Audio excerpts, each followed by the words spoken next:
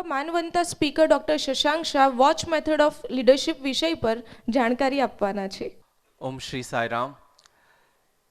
સ્વામીના ચરણ કમળમાં મારા કોટી કોટી પ્રણામ. અહીંયા હાજર બધા જ યુથને વોર્મ વેલકમ. હું મૂળ મુંબઈનો છું, એટલે મારું ગુજરાતી પણ મુંબઈનું છે.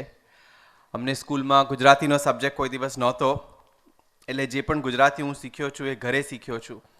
એટલે મારું ગુજરાતી, હિન્દી, ઇંગ્લિશનું મિક્સચરવાળું ભાષણ તમને સાંભળવા મળશે.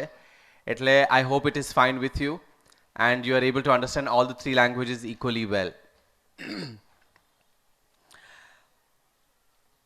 યુથ ફોર નેશન બિલ્ડિંગ આ બહુ જ સાર્થક અને મહત્વપૂર્ણ થીમ છે. આપણે ઘડી ઘડી કહેતા હોઈએ છીએ કે India has the largest population of youth between the up to the age of 35 in the world. 70%. 70% population 35 વર્ષથી નીચેનું હોય એટલે આપણે ઇમેજિન કરી શકીએ કે આખા ભારતમાં કોઈ પણ કાર્ય કરવા માટે આપણી પાસે કેટલી બધી ક્ષમતા, કેટલી બધી ઉર્જા, કેટલો બધો ઉત્સાહ હોઈ શકે. પણ એ ઉર્જા, ઉત્સાહ અને ક્ષમતા ત્યારે આપણને જોવા મળે જ્યારે આપણે એકને એક દિશા આપી શકીએ. અને એ દિશા આપવા માટે આપણે સમજવું પડે કે આ ભારત એ દેશ શું છે. એટલે પહેલાં હું લીડરશિપ પર વાત શરૂ કરું એની પહેલાં હું ભારતના મહાત્મ્ય ઉપર જરાક બોલવા ઈચ્છું છું. એક કોમન એક્ઝામ્પલ આપણામાં આપવામાં આવે છે હાથીનું. જ્યારે હાથી નાનો હોય ત્યારે મહોટ એને બરાબર ટ્રેનિંગ આપતો હોય છે. મહોટ કે બેસી જાઓ તો હાથી બેસી જાય, મહોટ કે ઊભો થાઓ તો હાથી ઊભો થાય. એક નાની અમથી દોરીથી હાથીને બાંધીને રાખે, કારણ કે હાથી નાનો હોય તો એ નાની અમથી દોરીથી બંધાઈને રહે. એ જ હાથી 10 વર્ષ પછી મોટો થઈ જાય, એ મહોટ કરતાં 10, 15, 20 ગણા સાઇઝમાં, વજનમાં, બધી જ રીતે મોટો થઈ જાય. પછી પણ એ મહોટ જે કે એ પ્રમાણે જ કરે. એ મહોટ હાથીને કે બેસી જા એટલે એટલો મોટો હાથી બેસી જાય. એ નાની દોરીથી જ, રસ્સીથી જ એને બાંધીને રાખે. એ રસ્સીથી હવે હાથી બંધાય એવી એની શક્તિ નથી રહી. એની શક્તિ એટલી મોટી થઈ ગઈ કે જરા ટ્રાય કરે તો એ રસ્સી તૂટી જાય. પણ એને બાળપણમાં, નાનપણમાં એ જાતની ટ્રેનિંગ મળેલી છે કે આ નાની રસ્સીથી હું બંધાયેલો રહ્યો છું, કારણ કે નાનો હોય હાથી ત્યારે થોડી ટ્રાય કરે પણ એ રસ્સી ખુલે નહીં એનાથી. એટલે એના મગજમાં એ વસ્તુ બેસી જાય કે આ રસ્સી મારાથી નહીં ખુલે. અને આ મહોત સૌથી પાવરફુલ માણસ છે એટલે એ જે કહેશે એ પ્રમાણે જ હું કરીશ. ભારતની દશા આ હાથી જેવી છે. We are amongst the most powerful, the most rich, the most resourceful, the most historic, and the most spiritually blessed nation of the world. But we have always been told that we are a backward nation, an undeveloped nation, a superstitious nation, and so many other adjectives which I would not like to use for my country. આ ભારતનું મહાત્મ્ય શું છે? પહેલા તો we have to understand that we are the oldest civilization in history, oldest surviving civilization. Arnold Toynbee, British historian હતા, એમને કીધેલું કે the world which is supposed to have a western beginning will have an eastern end. And in the 21st century, India will conquer her conquerors. By what? Not by power, not by resources, not by success alone, but by culture and by spiritual convictions. આપણા ઋગ્વેદમાં the first verse is Ano Bhadra Kratavo Yantu Vishwataha. Let noble thoughts come to us from all directions. મહાત્મા ગાંધીએ પણ કીધેલું કે હું મારા ઘરના બધા જ બારણા અને દરવાજા ખુલ્લા રાખું છું કે મને બધા જ દેશોના બધા જ ઉત્તમોત્તમ વિચારો મને મળે, પણ હું મારા દેશના અને મારા જે ઉત્તમોત્તમ વિચાર ને વેલ્યુઝ છે એને હું છોડવા તૈયાર નથી. So why is India surviving civilisation? The Greek civilization, the Roman civilization, the Mayan civilization, the Atlantic civilization, દુનિયાના બધા જ, the Persian civilization, all civilizations have come and have been destroyed. They have become history. But India is a surviving civilization. આજે કાશી પણ 5000 વર્ષની running history વાળું દુનિયાનું સૌથી જૂનામાં જૂનું ટાઉન કે સિટી આપણે જે કહી શકીએ એ છે.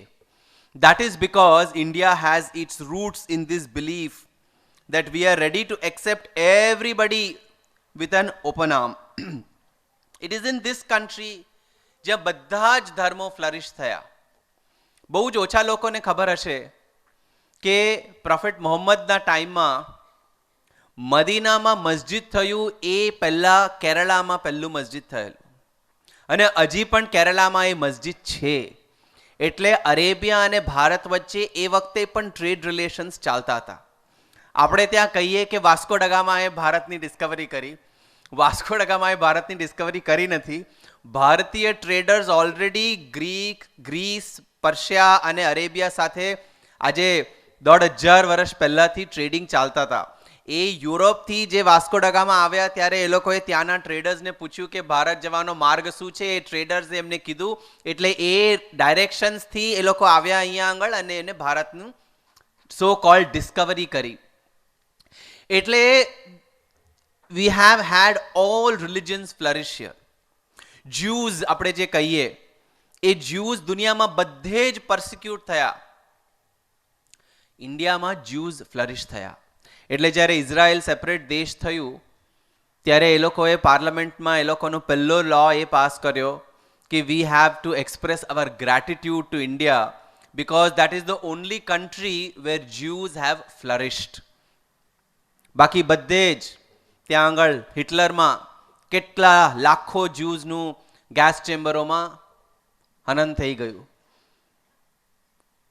All varieties of religions. Parsis, હું હમણાં નવસારીમાં ગઈકાલે સત્યસાઈ સ્કૂલમાં ટોક આપવા ગયેલો. ત્યાં નવસારી એટલે જમશેદજી ટાટાનું જન્મસ્થળ છે. મેં હમણાં જ ટાટાઝ ઉપર એક પુસ્તક લખી. એ લોકોને 150 વર્ષ પૂરા થયા અને ટાટાઝની આખી કંપની, લીડરશિપ, વેલ્યુ, સ્ટ્રેટેજી, એ લોકોની સક્સેસ સ્ટોરી ઉપર મેં ચોપડી લખી, પેંગ્વિને પબ્લિશ કરી છે. એ પારસીઝ જ્યારે મુસ્લિમ ઇન્વેઝન થયું પર્શિયાનું ત્યારે આખું ગ્રુપના ગ્રુપ ઇન્ડિયામાં આવવા લાગ્યા અને અહીંયા સંજાણમાં એ લોકોની વસ્તી શરૂ થઈ ત્યારે પેલી ફેમસ સ્ટોરી છે કે એ લોકોના દસ્તુરે રિક્વેસ્ટ કરી ત્યાંના રાજાને કે અમને અહીંયા આગળ અંદર આવવા દો.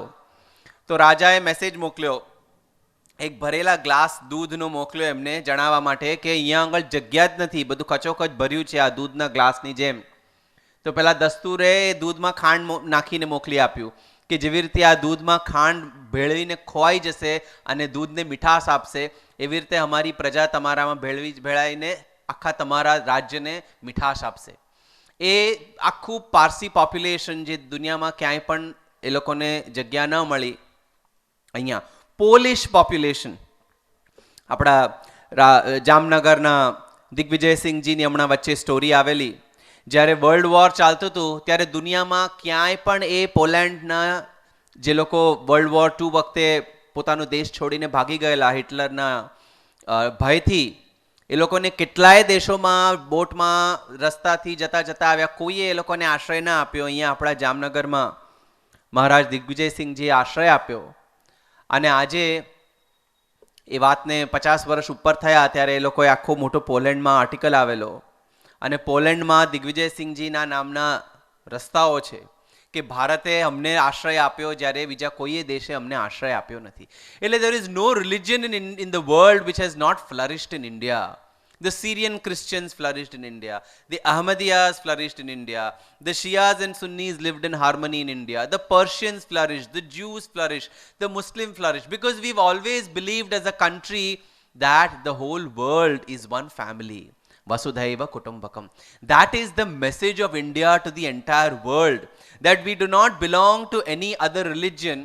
We belong to one culture. And that culture is brotherhood of man and fatherhood of God. We are all brothers and sisters and we are children of one God. That is the spiritual message which India has given to the world for several thousands of years. અને એ જ message ઇન્ડિયાની પાર્લામેન્ટના entrance પર મોટા અક્ષરમાં ઇન્ગ્રેન કરેલો છે. કયો મેસેજ? વસુધૈવ કુટુંબકમ, at the entrance of the Indian parliament. ઇકોનોમિક્સના દૃષ્ટિકોણથી હું તમને કહેવા માંગુ, આપણે ઓલવેઝ સમજીએ કે ભારતનું એક્ઝિસ્ટન્સ 15th August 1947 થી આવ્યું. એની પહેલા we were all separate kingdoms. No, we were always bound by one common civilization.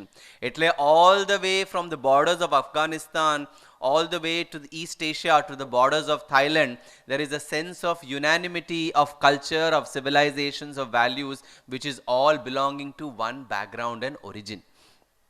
ઇકોનોમિક્સની દૃષ્ટિકોણથી OECD એક સ્ટડી કરેલી, કારણ કે તમે બધા કોલેજનો યુથ છો એટલે તમને કોમર્સ ને ઇકોનોમિક્સ દૃષ્ટિકોણથી પણ આ સમજવા મળે. મેં મારી ચોપડી હમણાં લેટેસ્ટ લખી એમાં પણ આનો ઉલ્લેખ કર્યો છે. OECD એક રિસર્ચ સ્ટડી કરેલી. OECD એટલે જે કોમનવેલ્થ કન્ટ્રીઝ હોય એ લોકોનું જે ગ્રુપ હોય એ લોકોએ ઇકોનોમિક્સની એક રિસર્ચ કરી છે, સ્ટડી. આપણે ત્યાં આગળ એક ફ્રેઝ હતો પહેલા, હિન્દુ રેટ ઓફ ગ્રોથ, કે આપણે 3% વધારે વધી જ ના શકીએ.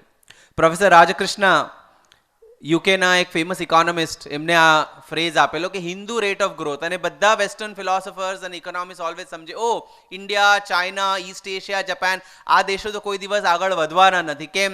તો કે આ બધા હિન્દુ, જૈન, શીખ, બૌદ્ધ ધર્મના લોકો, એટલે they are all believing in the philosophy of Karma. They believe in God, they believe in rebirth. એટલે એ લોકોમાં કંઈક કરવાનો જુસ્સો છે જ નહીં. એટલે એ લોકો કોઈ દિવસ આગળ વધવા જ નથી. આ 3% પર યર જ વધશે, એનાથી વધારે કંઈ કરી નહીં શકે. આવું એ લોકોનું એનાલિસિસ હતો. એટલે OECD 1999 ને 2002 વચ્ચે 3 વર્ષની આખી સ્ટડી કરી. અને એ સ્ટડીના રિઝલ્ટ શું, અને તમારે સાંભળી ઇન્ટરનેટ પર જઈ અને આખી OECD ડોક્યુમેન્ટને જોજો, એટલે તમને પણ ઇન ડિટેલ ખબર પડશે કે AD1 આપણે અત્યારે છે 2018, એવી રીતે AD1 થી લઈને AD 1750, એટલે four 1750 years, which was the country, કયું દેશ હતું જેને ગ્લોબલ ઇકોનોમીને સૌથી વધારે કોન્ટ્રીબ્યુશન કરેલું? Any guesses? Any guess about the percentage of contribution? કે ગ્લોબલ ઇકોનોમિક ગ્રોથને ઇન્ડિયા કેટલું કોન્ટ્રીબ્યુટ કરતું હતું? Take a gas, rays your hands. આ ખૂબ ટોક શો નથી, આપણે ઇન્ટરેક્ટિવ શો છે. 26 to 30, okay? No, not more than 50, but in between the two, it was about 35%. India alone used to contribute to the global economic growth to the tune of 35% for 1750 years. Can we imagine કે ઇન્ડિયાનો power શું હશે? આ બધા જ ઇન્વેડર્સ India પર શું કરવા નજર રાખીને બેઠેલા? Because India was contributing 35% of the global economy for 1750 years. બાકી 25% ચાઇના અને 10% જાપાન. એટલે આ 3 Asian countries use to contribute 70% of global economic growth. 1750 થી 1850 ઇન્ડિયા વોઝ કોન્ટ્રીબ્યુટિંગ 25%. અને 1850 થી 1950 બ્રિટનનું કોન્ટ્રીબ્યુશન જે 5% હતું એ 25% થઈ ગયું, અને ઇન્ડિયાનું કોન્ટ્રીબ્યુશન જે 25% હતું એ બ્રિટને 5% કરી નાખ્યું. એટલે આપણે જે 35% કોન્ટ્રીબ્યુટ કરતા હતા એ આ બધા ઇન્વેઝન્સ, કોલોનાઇઝેશન ને બ્રિટિશ રૂલના એ 400-500 વર્ષ દરમિયાન આપણે 5% કોન્ટ્રીબ્યુશન પર આવી ગયા. પણ ધ OECD ડોક્યુમેન્ટ એ લોકોએ રિસર્ચ કરીને કન્ક્લુડ કર્યું, તેમાં એમાં એવું લખ્યું છે કે 2050 સુધીમાં once again the economic paradigm will change to the original years and India and China will contribute 50% of global economy from 2050 onwards. અને એના આસાર બધા અત્યારે આપણને દેખાઈ રહ્યા છે. So that is the kind of power and potential India has, both economic and civilizational. But what is important is કે આપણે એને પહેલા સમજીએ, એમાં વિશ્વાસ રાખીએ અને એ દિશામાં એને લઈ જવા માટે કમિટમેન્ટ દર્શાવીએ અને આચરણમાં મૂકીએ, that is the kind of contribution the youth can make. Youth always feel કે ભાઈ we have a sense of right. મારો અધિકાર છે. આપણે ત્યાં મૌલિક અધિકારને એટલા એક્સ્ટ્રોર્ડનરી ઇમ્પોર્ટન્સ આપેલો છે, પણ આપણી જે ડ્યુટીઝ છે, જે રિસ્પોન્સિબિલિટીઝ છે, એ વિશે કોઈ સમજવા ઇન્ટરેસ્ટેડ જ નથી. કેમ? કારણ કે આઈ એમ અ ફ્રી કન્ટ્રી, આઈ એમ અ ડેમોક્રેટિક કન્ટ્રી, એટલે મને જે મળવું જોઈએ મળવું જ જોઈએ, મારો અધિકાર છે, મને મળવું જ જોઈએ. પણ મારો જવાબદારી શું છે એના વિશે કોઈને કોઈ જાતનો ઇન્ટરેસ્ટ છે જ નહીં. And can a country or a family or a company survive if everybody thinks about what they desire and what is their right, but nobody wants to talk about what is their contribution? થઈ શકે? પરિવાર successful થઈ શકે, company successful થઈ શકે, તો પછી country successful ક્યાંથી થઈ શકે? 1942માં જ્યારે ક્વિટ ઇન્ડિયા મૂવમેન્ટ થયું ત્યારે મારા નાના બીકોમ એક્ઝામ એમને આપેલી, અને પછી એ 1942 ક્વિટ ઇન્ડિયા મૂવમેન્ટ ઓગસ્ટમાં એ આપણી ફ્રીડમ સ્ટ્રગલમાં, એટલે કે જે ચળવળ હતી એમાં જોઈન થઈ ગયા અને 2 વર્ષ અહીંયા અમદાવાદની જેલમાં રહેલા as a young man of 22. For 2 years after the BCom exam, he was in jail for fighting for India's freedom. 1944માં બહાર આવ્યા. એમના મમ્મી પપ્પાએ કેટલી વાર એમને કીધું કે હું તમારી બેલ કરી આપું, તું બહાર આવી જા, આવી રીતે તારા જવાનીના બહુ મૂલ્યવાન વર્ષો જેલમાં વિતાવીને તને લાગે છે કે દેશને ફ્રીડમ મળી જશે. પણ that commitment of the youth of that era was so extraordinary કે એ લોકો પોતાના ઇન્ટરેસ્ટને, પોતાના વેલબિંગને, પોતાના સ્વાર્થને, પોતાના સક્સેસને ચિંતા કર્યા વગર દેશના ભલાઈ માટે શું કરવું જોઈએ એનેમાં એમને સૌથી વધારે ઇન્ટરેસ્ટ હતો. 2 વર્ષ જેલમાં રહ્યા પછી 1944માં બહાર આવ્યા અને પછી મુંબઈ યુનિવર્સિટીમાં પીએચડી કરવામાં જોડાયા. 1951માં એમનું પીએચડી પત્યું અને પછી એ પોસ્ટ ડોક્ટરલ ફેલો તરીકે શિકાગો ગયા. ત્યાં આગળ એમને શિકાગો સ્કૂલ ઓફ ઇકોનોમિક્સમાં પોસ્ટ ડોક્ટર કર્યું, એક નોબેલ લોરિએટ પ્રોફેસર શુલ્ટ્સની નીચે, અને એમને ત્યાં આગળ ભણવા માટે, આગળ પ્રોફેસર થવા માટેના અવસર મળ્યા. તો એમને કીધું ના, મારે ઇન્ડિયામાં જઈને કરવું છે. અને પછી એમનું બાકીનું જીવન એમને બોમ્બે યુનિવર્સિટીના પ્રોફેસર તરીકે, એગ્રીકલ્ચરલ ઇકોનોમિક્સના હેડ ઓફ ધ ડિપાર્ટમેન્ટ તરીકે એમને કાર્યો, ઘણા બધા બીજા પ્રોજેક્ટ્સ કર્યા. પણ આનું ઉદાહરણ આપવાનું, મારું પોતાનું અંગત ઉદાહરણ આપવાનું કારણ શું કે it is because the youth of that era gave precious time, એ લોકોનો બહુમૂલ્યવાન સમય, એ લોકોનો ઉત્સાહ, એ લોકોની એનર્જી આપણા દેશના સ્વતંત્રતા માટે આપેલી. એટલે આજે આપણે આ સ્વતંત્રતાની હવામાં આરામથી આપણા બધા કાર્યો કરી રહ્યા છીએ અને કરી શકીએ છીએ. અને that sense of freedom, that sense of desire to give the best to India has led India to rise itself to a state today કે આપણે વિશ્વના 3rd largest economy ના સ્ટેટસ પર આવી ગયા છે. એટલે first we need to understand that this country is not made by political leaders. This country is made by people like you and me who are equally responsible and have an equal opportunity to contribute to the success of this country. આજે દેશના બધા જ ને વિદેશના બધા જ ટોપ positions જોઈએ કંપનીઝના, બધે ઇન્ડિયન્સ જ બેઠા છે. હાર્વર્ડ બિઝનેસ સ્કૂલના ડીન ઇન્ડિયન, હાર્વર્ડ કોલેજના ડીન ઇન્ડિયન, વોટન બિઝનેસ સ્કૂલના ફોર્મર ડીન ઇન્ડિયન, ઇન્સિયાટ બિઝનેસ સ્કૂલના ડીન ઇન્ડિયન, ત્યાં આગળ માઇક્રોસોફ્ટના સીઈઓ ઇન્ડિયન, ગૂગલના સીઈઓ ઇન્ડિયન, પેપ્સિકોના અત્યાર સુધીના સીઈઓ ઇન્ડિયન. શું કરવા? That is the kind of capacity, enthusiasm and intelligence that the Indian youth are endowed with. અને આપણે જ્યારે પણ આપણને અવસર મળે આપણે સૌથી સારામાં સારું કરી શકવાની કેપેસિટી ધરાવીએ છીએ. પણ એ જાતનો અંદર આપણો ઉત્સાહ છે કે આપણે ગુજરાતીમાં કહીએ એટલે કેમ છો? મજામાં. એ મજા કરવામાં જ આપણો આખો દિવસ જીવન જતું હોય છે.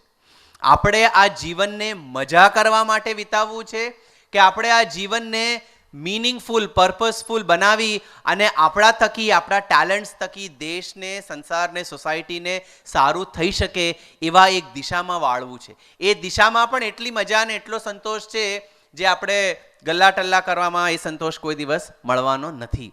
એ એક અનુભવ કરાવવા માટે આ આખા 2 દિવસના યુથ પ્રોગ્રામનું આયોજન કરવામાં આવ્યું છે. that if the youth make their precious years most meaningful and fruitful, the kind of change they can bring in society and the kind of satisfaction they can gain for yourself is without a parallel. Baba always used to say, the waters of a river and the youth of a person will never come back. જે ગયું એ કોઈ દિવસ પાછું આવવાનું નથી. હું always તમારી ઉંમરનો હતો, કોલેજમાં હતો ત્યારે મને એમ જ થતું હતું કે ઓકે આવું જ રહેશે ઓલવેઝ. પછી હું મોટો થયો, યુનિવર્સિટીમાં ગયો ત્યારે થાય આવું જ રહેશે. હવે now when I look back 5 years, 10 years, 15 years, મને રિયલાઇઝ થાય કે ઓ એ બધા વર્ષો ગયા, હવે એ વર્ષો કોઈ દિવસ પાછા નથી આવવાના. પણ એ વર્ષોમાં મેં મજા કર્યા સાથે લોક કલ્યાણનું, સમાજ સેવાનું, બીજાના હિતનું કાર્ય જો મેં કર્યું હોય તો મને હું જ્યારે મારા જીવનના પાછલા 5, 10, 15 વર્ષ જોઉં તો મને એક સંતોષ વળે કે મેં ખાલી મારા ગજવા ભરવા અને મારા સંતોષના કાર્ય નથી કર્યા, પણ બીજાનું ભલું થાય એવા પણ કાર્ય કરી અને મારું જીવન સાર્થક બનાવ્યું છે. That is the biggest satisfaction you will get if you use your present well now. આપણામાં ઓલવેઝ એક ટેન્ડન્સી હોય છે, એકાદ ટોયલે એક ચોપડી લખેલી. મારા મોઢામાં મેં એક નાની દવા રાખી છે કારણ કે મને 2 દિવસથી ઉધરસ થઈ છે, તો યુઝ્યુઅલી હું બોલતી વખતે કશું મોઢામાં રાખતો નથી, એટલે આઈ એમ સોરી ફોર દેટ. એકાદ ટોયલની ચોપડી છે, પાવર ઓફ નાવ. તમે ન વાંચી હોય તો વાંચજો. એમાં the focus is that you should always live in the present. આ વસ્તુ નવો કોન્સેપ્ટ નથી, આપણા વેદાંતમાં આ જ કોન્સેપ્ટ આપ્યો છે આજથી કેટલાય વર્ષો પહેલા. Why you should always live in the present? કારણ કે તમે એનાલાઇઝ કરો તો તમે એક જ વસ્તુમાં આખો દિવસ રહી શકો. એ વસ્તુ શું છે? પ્રેઝન્ટ. પણ ઇફ યુ એનાલાઇઝ, તમે ઓલવેઝ પ્રેઝન્ટમાં રહી જ નથી શકતા. તમે એટલે આપણે બધા જ, હું પણ ઇન્ક્લુડેડ. આપણે શું કરતા હોઈએ, આઈધર શું થયું છે એનો વિચાર કરે રાખીએ અને નહીતર શું થવાનું છે એની ચિંતા કરતા રાખીએ.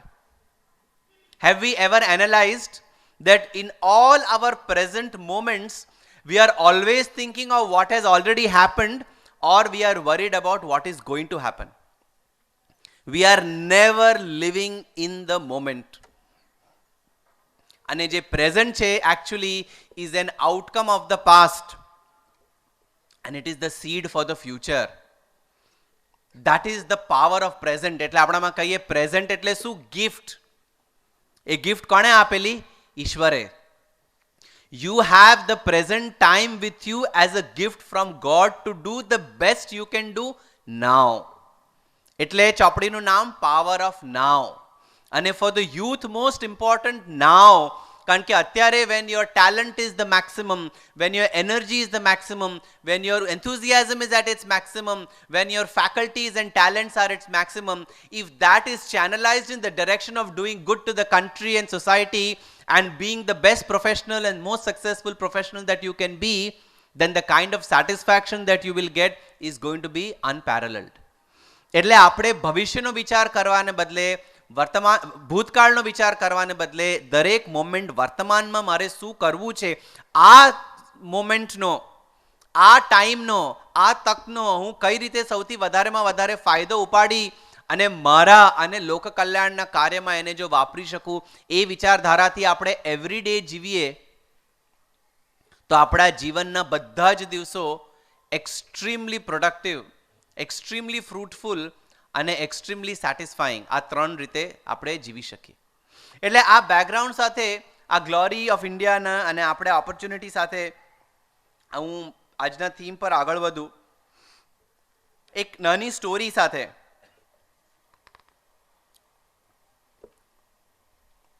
આ વોચ મેથડ ઓફ લીડરશિપ એ શું છે? એક સ્કૂલ હતી, ત્યાં એક શિક્ષક હતા. એ શિક્ષકને ત્યાં આગળ સ્કૂલ ઇન્સ્પેક્ટર આવવાના હતા. એટલે એ સ્કૂલ ઇન્સ્પેક્ટરને આવવાની પહેલા આપણે ત્યાં યુઝ્યુઅલી શું કરે, બધા છોકરાઓને કે ઇન્સ્પેક્ટર આવવાના છે, તમે બધા બરાબર બિહેવ કરજો. અમારા સ્કૂલના પ્રિન્સિપલ મેડમ અહીંયા બેઠા છે, she will be able to realise that. And I guess આપણે જે બધા જ સ્કૂલમાં હતા ત્યારે છોકરાઓને પહેલાં ટ્રેનિંગ કરીને રાખે કે ઇન્સ્પેક્ટર આવવાના છે, હું પહેલેથી આ ચેપ્ટર શીખવાડી રાખું છું, એની સામે પાછું શીખવાડી દે, તમે બરાબર જવાબ આપી શકો. We want to do extra things in front of them. અમારે ત્યાં એવું નથી કરતા, જનરલી એ પ્રેક્ટિસ છે. By the way, you need to know that you are sitting in a place where on one side you have a full-fledged school and on one side you have a full-fledged medical center, and in the middle you are doing a program for the youth to serve the nation, where on both sides you have opportunities to serve the nation, and the work is going on for the last 30 years. This is not a place for empty talk. This is the place for action, and that action is evident in front of us on both sides of this compound. And every Satyasai center is like this. It is a full-fledged self-sufficient unit જ્યાં આગળ school, medical centre અને youth for nation building and spiritual well-beingના જ થીમ્સના કાર્યક્રમો ચાલ્યા કરતા હોય. Because that spiritual activity which does not lead to the benefit of others is an incomplete activity. એટલે અહીંયા આગળ આ ટીચર સ્ટુડન્ટ્સને એવી ટ્રેનિંગ આપવાને બદલે અમારા સત્યસાઈ સ્કૂલના ટીચર્સની જેમ ટ્રુથ, ઓનેસ્ટી અને એ બધી ટ્રેનિંગ આપતા હતા. એટલે જ્યારે સ્કૂલ ઇન્સ્પેક્ટર આવ્યા ત્યારે જોતા હતા, પછી સ્ટુડન્ટ એને કીધું કે તમે આ બધું શું શીખવાડી રહ્યા છો, શબ્દોનો આજના જમાનામાં શું મોલ છે, you should teach them the curriculum.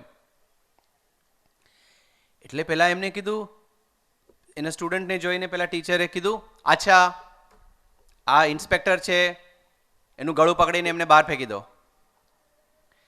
એટલે પહેલા ઇન્સ્પેક્ટરે કીધું, how dare you talk to me like that. તો પહેલા ટીચરે કીધું, I have just spoken sir, I have not done anything. હું ખાલી બોલ્યો, મેં કંઈ કર્યું નથી. તમે જ કીધું કે શબ્દોની કંઈ વેલ્યુ નથી. તમે જ કીધું કે શબ્દ સારા હોવા જોઈએ, મીઠા હોવા જોઈએ, ઓનેસ્ટ હોવા જોઈએ, એની કઈ વેલ્યુ નથી. એટલે જ મેં આ વિદ્યાર્થીને કીધું કે આ ઇન્સ્પેક્ટરને પકડીને બહાર કાઢી મૂકો. બોલ્યો છું, કર્યો નથી. ત્યારે ઇન્સ્પેક્ટરને સમજ પડી કે the power of words is most extraordinary, કારણ કે the wounds that words give can never heal. આપણે ત્યાં કહીએ કે આપણે પડી ગયા હોય, એનું જે વાગ્યું હોય એ પણ હીલ થઈ જાય, રૂઝાઈ જાય, પણ બોલેલા શબ્દોનું રૂંઝાણ કોઈ દિવસ થતું નથી. And that is why the most powerful tool which man has got from God, which human beings have got from God, is the power of the word.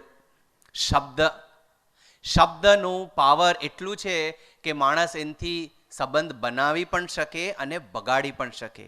એ શબ્દના પાવરથી હિટલરે લાખો લોકોની મૃત્યુ પણ કરાવી નાખી, અને એ શબ્દના પાવરથી પટેલે આખા દેશને એકત્ર પણ કરી નાખ્યા. એ આ શબ્દનું જ પાવર છે. આપણે એનાલાઇઝ કરીએ, હમણાં સ્ટેચ્યુ ઓફ યુનિટીની આટલી બધી વાત ચાલે છે. You can just go back and imagine just 2.5 years. આ તો આપણે કહીએ કે કેટલો પાવર હોય છે વર્ડ્સ ને કાર્ય. 2.5 વર્ષ 1947ના ઓગસ્ટ મહિનામાં આપણને ઇન્ડિપેન્ડન્સ મળ્યું, અને 1950ના ડિસેમ્બર 15મીએ સરદાર પટેલ ગુજરી ગયા. આ 2.5 વર્ષના ટાઈમમાં 550 કિંગડમ્સ. એ વખતે નો ટેલિફોન, નો ઇન્ટરનેટ, નો ટીવી, નો રેડિયો, હાર્ડલી એની એરલાઇન સર્વિસીસ, બધે જ આ ધીમી ચાલતી એવી ટ્રેનો અને ગાડીઓનો પણ એટલો ઉપયોગ નહીં. એવા ટાઈમમાં જઈને બધે 550 રાજ્યોને એકઠા કરી, અને just by the power of the word and the conviction and convincing capacity that he had, એમને આખા દેશને એકત્ર કરી નાખ્યો. અને એ જ હિટલરે ધ પાવર ઓફ વર્ડ્સથી લાખો જ્યુઝની હત્યા કરાવી નાખી. એટલે the greatest power which we have is the power of the word.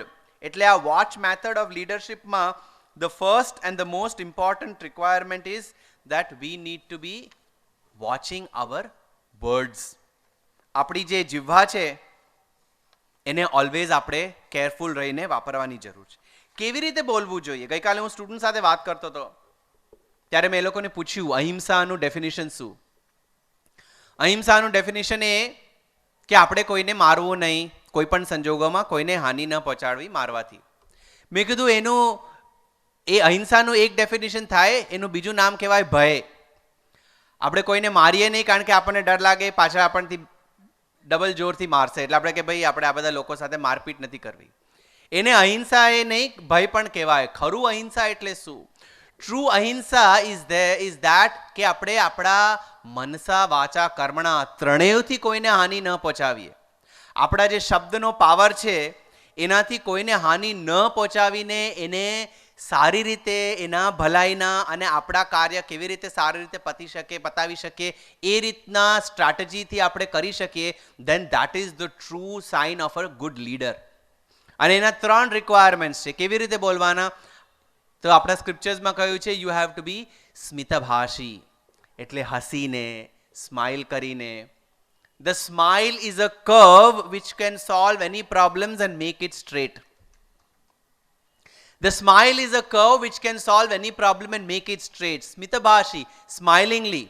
મિતભાષી, ઓછું બોલીને. આપણે ત્યાં ઇન્ડિયામાં એક પ્રોબ્લેમ છે. We have diarrhea of words and constipation of ideas. Diarrhea of words and constipation of ideas. બોલ્યા જ કરવાનું કન્ટિન્યુઅસલી. આપણા ગુજરાતીઓમાં તો ખાસ બોલવાનું પતે જ નહીં, સવારથી સાંજ થઈ જાય. ઓછું બોલવામાં જે એનર્જી સેવ થાય છે એ એનર્જી કેટલીય ગોળીઓ ખાવાથી મળવાની નથી. That's an experiment which the youth should do. એટલે ગાંધીજી અઠવાડિયામાં એક દિવસ મૌન રાખતા હતા.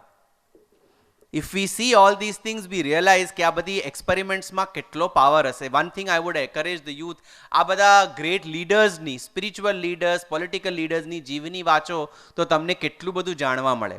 મહાત્મા ગાંધીની જીવની વાંચો, રામકૃષ્ણ પરમહંસની જીવની વાંચો, સ્વામી વિવેકાનંદની જીવની વાંચો, અરવિંદો ઘોષની જીવની વાંચો, આપણે પરમહંસ યોગાનંદાની જીવની વાંચો. આ બધા જે પોલિટિકલ સ્પિરિચ્યુઅલ લીડર્સ જે થયા છે, like you and me, who have the potential to contribute to both sides of the world, એ લોકોની જીવની વાંચો તો આપણને ખબર પડે કે આ નાના નાના એક્સપેરિમેન્ટ્સ કરવાથી આપણા જીવનમાં કેટલો બધો સુધાર આવે છે. એટલે ઓછું બોલવાનું અને પ્રિયમ વદા. આપણે જે બોલીએ એમાંથી સામેવાળા માણસને સારું લાગે, એના ભલાઈ માટે શું છે. લીડરશિપનો એક બેસ્ટ સોલ્યુશન તમને આપું તો તમે જ્યારે પણ કોઈ ડિસ્કશન કરો તો તમે વાત કરો, એમાં તમારો તો જે લાભ થાય એની વાત કરો, પણ સામેવાળા માણસને એનાથી શું લાભ થશે એની વાત તમારે ઓલવેઝ તમારા ડિસ્કશનમાં પ્રાયોરિટી આપીને કરવાની. આપણે ઓલવેઝ ટ્રેનિંગ મળતી હોય આજના યુગમાં, what is in it for me, right? આપણે બધી કોલેજીસમાં, કોર્પોરેટ્સમાં અને આપણા દૈનિક જીવનમાં always we are trained what's in it for me, મારે માટે આમાં શું છે. Talk to the point. The real leadership is what is in it for them. Can we give some benefit to the person we are speaking to so that એને પણ લાભ થાય, મને પણ લાભ થાય. પછી એનું શું થાય? Win win situations. બેઉ પરિસ્થિતિઓમાં બેઉને જ લાભ થઈ શકે. એ જાતના આપણે જો સોલ્યુશન રાખીએ તો એ ખરો સક્સેસ એઝ અ લીડર કહેવાય. એટલે in this W of watch we need to look at our words. And we need to understand one more thing, કે આપણે જે વસ્તુ વર્ડ સાથે કનેક્ટેડ કોન્સેપ્ટ છે ટ્રુથ. ટ્રુથ એટલે આપણે ઓલવેઝ સમજીએ ફેક્ટ, નિજમ. જે જોયું, આમાં પાણી છે એટલે ટ્રુથ, આ રેડ છે એટલે ટ્રુથ, આ ઉપર આખો શામિયાના બાંધ્યો છે એટલે truth. This is not truth, this is fact. Next level સત્યમ. આપણા આગળ આ જમીન છે એ આખી જમીન ફ્લેટ છે, બરાબર? Yes or no? But the earth is round. અને this is on earth, we are all on earth, and the earth is moving around at such a fast space, several hundred kilometers per second. અત્યારે પણ આ પૃથ્વી ફરી રહી છે. Then what is the truth? કે અર્થ flat છે કે અર્થ round છે? These are all relative. એટલે the fact, the truth and the absolute truth. એને સ્ક્રિપ્ચર્સમાં 3 ભાગ આપવામાં આવ્યા છે. નિજમ એટલે ફેક્ટ, સત્યમ એટલે ટ્રુથ અને ઋતમ એટલે એબ્સોલ્યુટ ટ્રુથ. આ 3 વસ્તુને આપણે રિલેટિવ રીતે સમજવાની જરૂર છે. આપણે શું કરીએ યુઝ્યુઅલી, આપણામાં સેઇંગ છે, જોયું તે જાણ્યું. અને જે આપણે સમજ્યા આપણા સેન્સીસથી એ જ વસ્તુ સાચી. પણ એક વસ્તુ સમજવાની એ કે ઇટ ઇઝ નોટ નેસેસરી કે જે સેન્સીસ એ સમજ્યું જોયું છે એ જ સાચું છે. Because the senses are also having there limitations. Senses are also having there limitations. આપણે જોન્ડિસ થયો હોય ત્યારે બધી જ વસ્તુમાં આખો યલો ટિંજ દેખાય. આપણને મલેરિયા થયો હોય ને ક્વિનાઇનની મેડિસિન લેતા હોય એટલે જે ખાઈએ આપણે કડવું જ લાગે. કૂતરાને આપણા કરતાં વધારે લાંબા અવાજ સંભળાય એટલે ઘરમાં સિક્યોરિટી માટે કૂતરા રાખે. પેલો ભવું ભવું કરે, આપણને લાગે કે આ કેમ ભસી રહ્યો છે, પણ એને જે સંભળાઈ રહ્યું છે આપણને નથી સંભળાઈ રહ્યો. પણ આપણે ચોકન ના થઈ જાય કે ઓ કંઈક થવાનું છે એટલે કૂતરો ભસી રહ્યો છે, એટલે આપણે જઈને જોઈએ બહાર કોઈ આવ્યું છે કે નહીં, પેલી લાકડી લઈને. The spectrum of light which some animals can see is far more than what we can see. એટલે બાબા ઓલવેઝ કહેતા હતા કે the human body is a limited company. આપણી બધી જ વસ્તુ લિમિટેશન્સમાં છે અને એ લિમિટેશન્સ થ્રુ આપણે બધી વસ્તુ જાણવાનો પ્રયત્ન કરી રહ્યા છે. પણ એ લિમિટેશન્સથી પરે પણ એક સત્ય છે જે આપણને એક્સપિરિયન્સથી જ મળે, એક્સપેરિમેન્ટથી ના મળે. એટલે આપણે લાર્જર ટ્રુથ્સને પેરેલલી સમજવાને માટે માઇન્ડ ખુલ્લું ઓપન રાખવાની જરૂર છે. નહીંતર આપણે જે આપણી લિમિટેડ અન્ડરસ્ટેન્ડિંગમાં જે જોઈ રહ્યા છે એને જ આપણી જાતને સીમિત કરીને રાખશું. એટલે this truth has to be understood from all these perspectives. Otherwise it's going to be a limited exercise. એટલે વોચમાં પહેલો અક્ષર W એમાં both words અને truth બેવ આવી જાય છે. You need to be very careful about the words and how you can build relationships and success stories by the power of your words. અને આપણે એ પાવર ઓફ વર્ડ્સથી સત્યતાને સમજી કેવી રીતે શકીએ, જે સત્ય વસ્તુ આપણે જોઈ રહ્યા છે અને જે સત્ય આપણા સત્યથી જાણેલાથી પરે છે એ પણ. એટલે આપણે ત્યાં આગળ દર્શનશાસ્ત્રમાં we have what is called શબ્દ પ્રમાણ. આપણે નથી જાણેલું, આપણે નથી જોયેલું, પણ બીજાના અનુભવથી સાંભળેલું છે અને એના અનુભવે એને એ રીતે સક્સેસ મળ્યું હોય તો આપણે કઈ રીતે એમાં આગળ વધી શકીએ.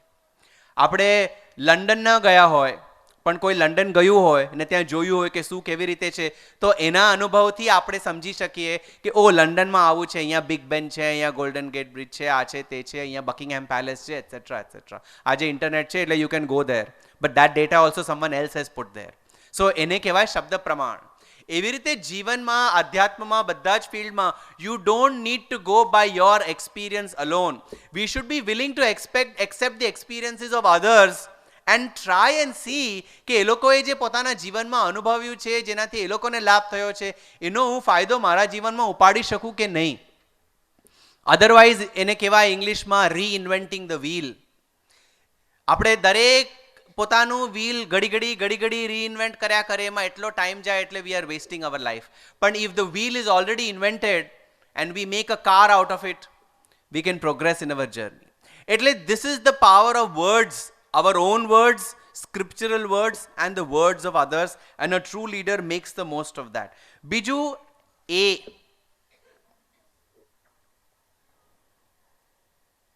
action. A leader has to be extremely careful about action. એક સ્ટોરી છે એક ફાધર અને એક સનની. એ ફાધર ઘરે પૂજા કરતા હતા, એના છોકરાને બહાર મોકલ્યા કે પૂજા માટે કેળા જોઈએ છે, તમે ઘરે લઈ આવો કેળા. એટલે એમનો છોકરો ગયો બજારમાં કેળા લેવા. 1 ડઝન કેળા લઈને આવતો હતો ત્યાં એને રસ્તામાં એક બહુ જ ગરીબ મા દીકરાને જોયા અને દીકરો એની પાસે આવીને આ છોકરા પાસે આવીને કહે છે કે મારી મા બહુ જ ભૂખી છે. એને બતાડી ત્યાં આગળ એકદમ જ દીન અવસ્થામાં પડેલી હતી. તો કે અમે આટલા દિવસથી ખાવાનું ખાધું નથી, તમારી પાસે હાથમાં કેળા છે, અમને આપી દો એટલે મારું ખાવાનું આટલા દિવસથી નથી ખાધું એ થઈ જશે. એટલે આ દીકરાના મગજમાં વિચાર આવ્યો કે મને પપ્પાએ ઘરે પૂજા છે એને માટે કેળા મંગાવ્યા, તો હું પૂજા માટે કેળા લઈ જાઉં કે આ ગરીબ માણસને કેળા ખવડાવો. મારો ઓબ્જેક્ટિવ છે ભગવાનને ખુશ કરવાનો. આપણે એમ સમજીએ ને કે પૂજા કરવાથી ભગવાન ખુશ થઈ જાય, તો હું ઘરના કાર્યમાં, પૂજાના કાર્ય માટે કેળા લઈ જાઉં કે આ ગરીબ માણસને કેળા ખવડાવું.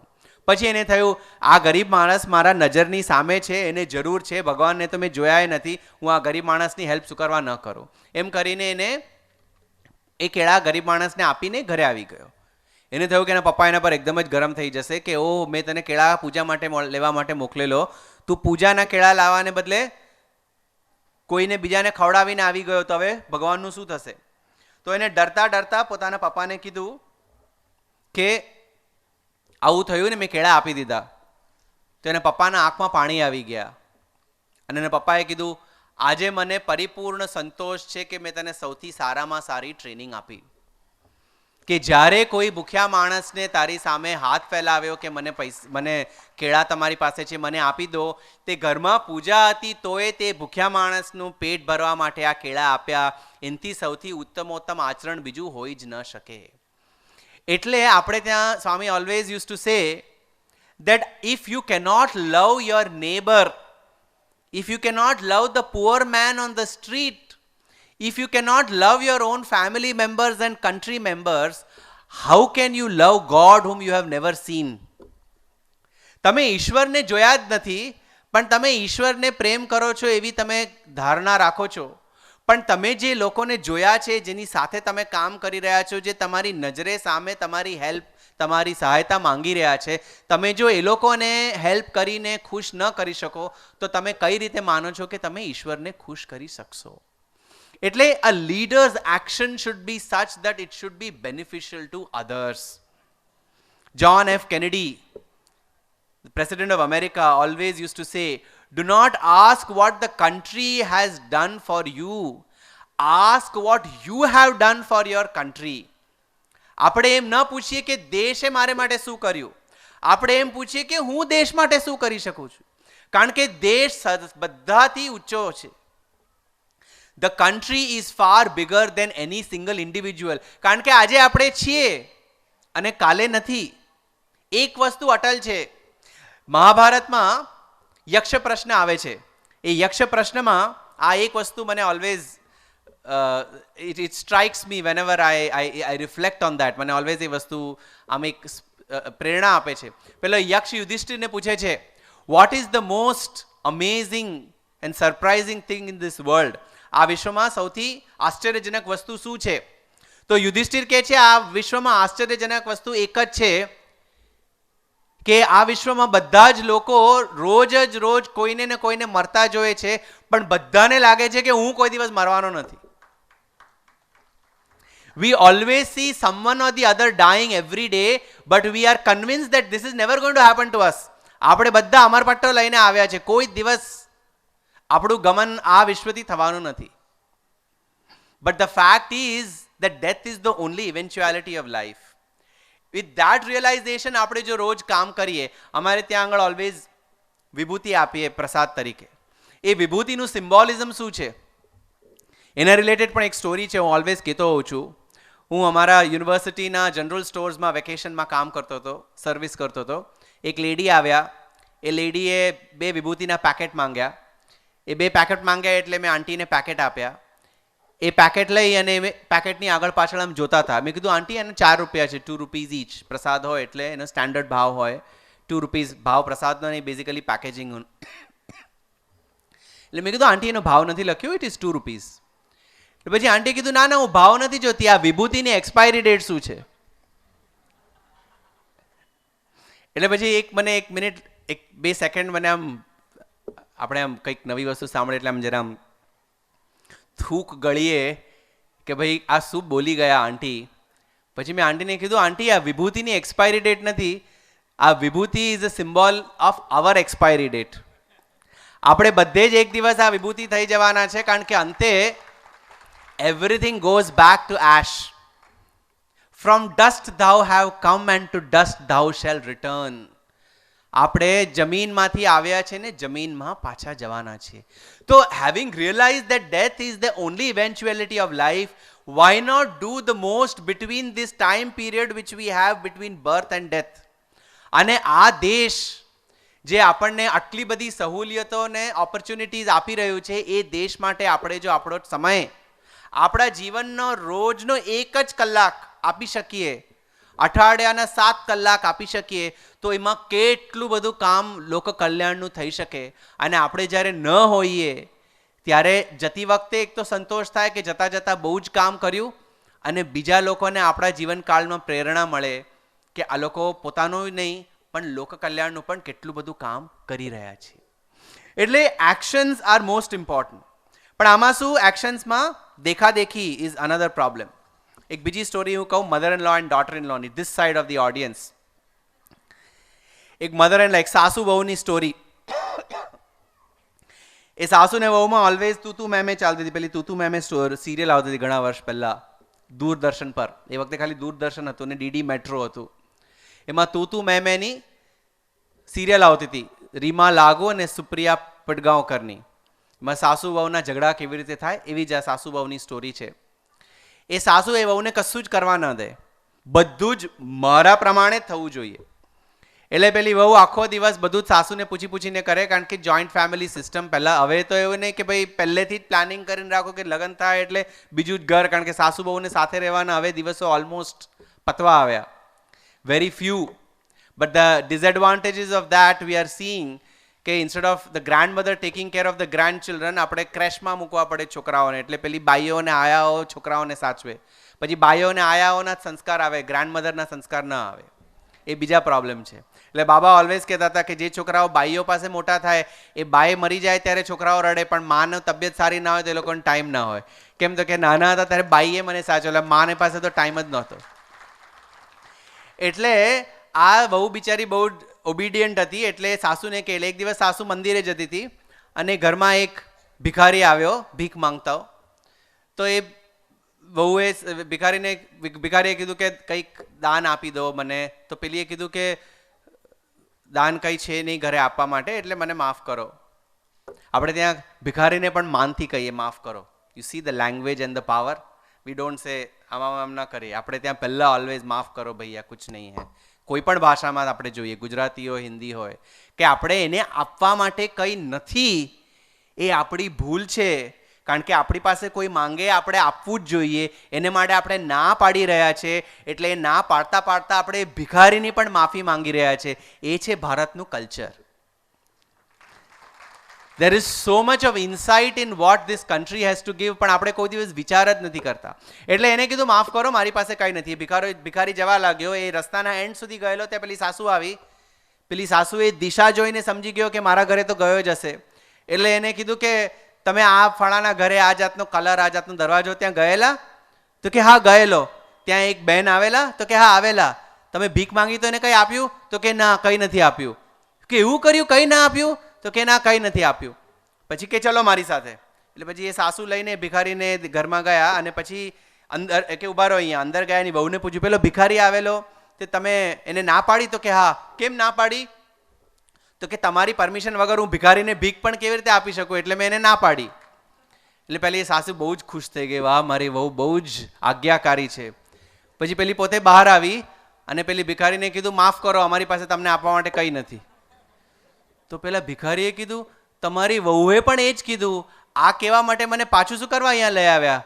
તો પેલી સાસુએ કીધું ના, અમારી પાસે તને આપવા માટે કંઈ નથી, એ કહેવાનો અધિકાર પણ મારી વહુને નથી, મને જ છે. એટલે હું તમને અહીંયા મારો અધિકાર બતાવવા માટે આવ્યો કે આ ઘરમાંથી ભિખારીને પણ કંઈ આપવું કે નહીં આપવું એનું ડિસિઝન હું લઈશ. એટલે આ જાતની આપણે કોઈ પણ સારું નરસું કાર્ય કરવામાં દેખાદેખીમાં ફસાયેલા હોઈએ છીએ. That we are always wanting to show મેં કર્યું, I am the doer. A leader's actions are such that he is always in the background. President Abdul Kalam, જેમને મને મળવાનો ઘણીવાર અવસર મળ્યો, મને 2006માં જ્યારે ગોલ્ડ મેડલ મળેલું ત્યારે એમના બાબાના અને અબ્દુલ કલામના વરદ હસ્તે મળેલું. એનો ફોટો પણ છે ઇન્ટરનેટ પર, તમે જોશો તો. એમને એક બહુ જ સરસ એક્ઝામ્પલ આપ્યું વિક્રમ સારાભાઈનું. એ જ્યારે સ્પેસ રિસર્ચ ઓર્ગેનાઇઝેશનમાં કામ કરતા હતા, જ્યારે એમનું સ્પેસ મિશન સક્સેસફુલ ન થયું ત્યારે એમને અબ્દુલ કલામને કીધું, એ અબ્દુલ કલામ મિશન ડાયરેક્ટર હતા, તો એમને કીધું કે ના, આજની પ્રેસ કોન્ફરન્સ હું એડ્રેસ કરીશ. કેમ? તો કે હું આ ઈસરોનો ચેરમેન છું, મારી જવાબદારી છે પ્રેસને જવાબ આપવાની. તમે મિશન ડાયરેક્ટર છો તોય હું જવાબ આપીશ. અને 1 વર્ષ પછી જ્યારે મિશન સક્સેસફુલ ગયું ત્યારે એમને કીધું મિશન સક્સેસફુલ ગયું, કલામ તમે જઈને પ્રેસ કોન્ફરન્સ એડ્રેસ કરો, કારણ કે તમારા ટીમનું હાર્ડવર્કના લીધે આ મિશન સક્સેસફુલ ગયું છે. So a leader always encourages the team and his members to get visibility for success and takes the blame for failure. That is a true leader. એટલે in our actions we should be extremely careful that whatever we do it should be in alignment, and hence along with A action, A also stands for, A also indicates how that action should be done. That action should be done with dharma. એટલે પેલું વિભૂતિનું મેં જે example આપ્યું એનું corollary એ છે કે આપણે બધા વિભૂતિ થઈ જવાના છે એક દિવસ. એ તો એક જાતનું એક જાતનું ઇન્ડિકેટર તો છે જ, પણ એની સાથે બીજું રિમાઇન્ડર એ છે કે આપણે એક દિવસ આ થઈ જવાના છે. Then why don't we lead every day in a righteous way, ધાર્મિક રીતે, લોકકલ્યાણ, બીજાનું ભલું કરવા માટે, કે જેનાથી આપણો દરેક દિવસ સાર્થક થાય. એટલું જ નહીં, આપણે આ જ્યારે આ આપણા કપાળ પર લગાડીએ તો સામેવાળા માણસને પણ મેસેજ આપે કે ભાઈ, મારી બહેન, તમે પણ એક દિવસ આ જ થઈ જવાના છો, તો પછી શું કરવા તમારું રોજનું જીવન તમે આ રીતે ધાર્મિક રીતે નથી વિતાવતા. કારણ કે પશ્ચાતાપનો કોઈ અર્થ જ નથી. પૂર્વાતાપ. યુધિષ્ઠિર અને અર્જુનની વચ્ચે ડિફરન્સ શું? કૃષ્ણએ ગીતા અર્જુનને કેમ આપી, યુધિષ્ઠિરને કેમ નહીં? યુધિષ્ઠિર તો ધર્મરાજ હતા. એવું કહેવાય છે મહાભારતમાં કે એમનો રથ જમીનથી 6 ઇંચ ઊંચો ચાલતો હતો. This all symbolism which meant that he was above board in everything that he did because he followed the path of dharma. તો પછી કૃષ્ણએ અર્જુનને કેમ ગીતા આપી, યુધિષ્ઠિરને કેમ નહીં? તો એનો answer is very simple. The answer is યુધિષ્ઠિરને બધી જ વસ્તુમાં પશ્ચાતાપ થાય. કર્યા પછી અફસોસ, બધું જ કર્યા પછી એમને અફસોસ થાય, હા ન થવું જોઈતું હતું, મારે ડાઇસ નહોતા રમવા જોઈતા હતા, મારે આ નહોતું કરવું જ, બધું કર્યા પછી અફસોસ. અર્જુનને ઓલવેઝ બધી વસ્તુમાં પૂર્વાતાપ થાય. કોઈ પણ વસ્તુ થયા પહેલા એ 25 વાર વિચાર કરે કે મારે કરવું જોઈએ કે નહીં, કરવું જોઈએ કે નહીં. એટલે બધા જ મહાભારતનું યુદ્ધ લડવા માટે તૈયાર થઈ ગયા. ખાલી અર્જુન જ વિચાર કરતો હતો કે મારે આ યુદ્ધમાં જવું જોઈએ કે નહીં, કારણ કે આ યુદ્ધ થઈ ગયા પછી આટલા હજારો લોકો, લાખો લોકો, કરોડો લોકો મરી જશે, પછી આ રાજ્યને લઈને અમે શું કરશું? એટલે a leader is always proactive before time to see whether his actions are going to be beneficial or harmful to the others. He does not regret after doing his actions whether his actions have been beneficial or regretful. મારું આ મેં આ ભૂલ કરી. અમેરિકામાં એક પ્રથા છે, બધા જ પ્રેસિડેન્સી પત્યા પછી ઓટોબાયોગ્રાફી લખે અને કહે કે મારાથી આ બધી ભૂલો થઈ ગઈ. અરે પણ કરી શું કરવા? કરતા પહેલા તમને વિચાર ના આવ્યો કે આ બધી ભૂલોથી કેટલા લાખો લોકોનું નુકસાન થશે? ઈરાક પર વોર કરી નાખો, અફઘાનિસ્તાન પર વોર કરી નાખો, સિરિયા પર વોર કરી નાખો, અને બધું થઈ ગયા પછી કેવું અમારાથી ભૂલ થઈ ગઈ. એટલે a leader is always proactive and not reactive. The next, વોચનું T. T stands for thoughts. આપણે બધી જ વસ્તુમાં એક વેરી ફેમસ એક્ઝામ્પલ, બાબા ઓલવેઝ એક એક્ઝામ્પલ હું આપું. અમારે ત્યાં આગળ સત્સા યુનિવર્સિટી છે which is completed 50 years. National Assessment and Accreditation Council 2003 એ વખતે સત્સા યુનિવર્સિટીને A++ રેન્કિંગ મળેલી ને યુનિવર્સિટીને માટે NAC એ કીધેલું કે this is the crest jewel of the Indian education system. Crest jewel because it is providing higher education the way it should be provided, incorporating human values along with education. એટલે અમારા એક session હતું બાબા સાથે. ત્યારે બાબાએ પૂછ્યું,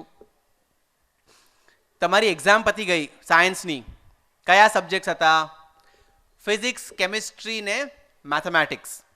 અચ્છા, પછી બાબાએ પૂછ્યું, તમને ફિઝિક્સમાં 100માંથી 90 આવે, કેમિસ્ટ્રીમાં 100માંથી 75 આવે અને મેથેમેટિક્સમાં 100માંથી 25 આવે, તમે એક્ઝામ પાસ થયા કે ફેલ?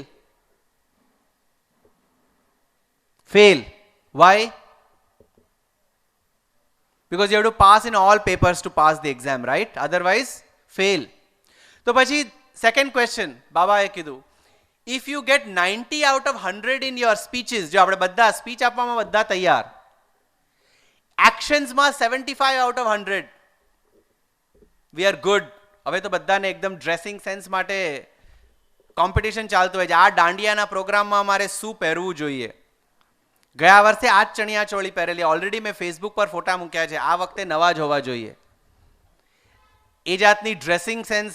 હું આજે આવતો તો નવસારીથી અહીંયા, બીજી કોઈ એડવર્ટાઇઝમેન્ટ મેં જોઈ નહીં, પણ બધા સારામાં સારા કપડાની એડવર્ટાઇઝમેન્ટ મેં જોઈ. મોટા મોટા જેકેટ્સ, ચણિયા ચોળી, etcetera etcetera. So dressing, actions, પ્રેઝન્ટેબિલિટીમાં 75 out of 100, પણ થોટ્સમાં 25 out of 100. પેલો આવો છે, પેલી આવી છે, પેલાએ આમ કર્યું, પેલા આવું બોલ્યા, ગયા વર્ષે આ ટાઈમમાં એને મારી સાથે આવું કરેલું, હવે આવતા વર્ષે મને અવસર આવશે ત્યારે હું એને બતાડી દઈશ. The mind is full of thoughts of all the past and how we can do revenge with others. આપણે આપણા સ્કોર્સ કેવી રીતે એકબીજા સાથે સેટલ કરી શકીએ એનો જ વિચાર ઓલવેઝ આવે રાખે. તો do we pass in God's exams or no? No, fail. Baba said, just like you need to get minimum passing marks in physics, chemistry and mathematics, તમારે મનસા વાચા કર્મણા ત્રણેયના આ કાર્યોમાં પાસિંગ માર્ક્સ તો મિનિમમ આવવા જ જોઈએ ઈશ્વરને સંતુષ્ટ કરવા માટે.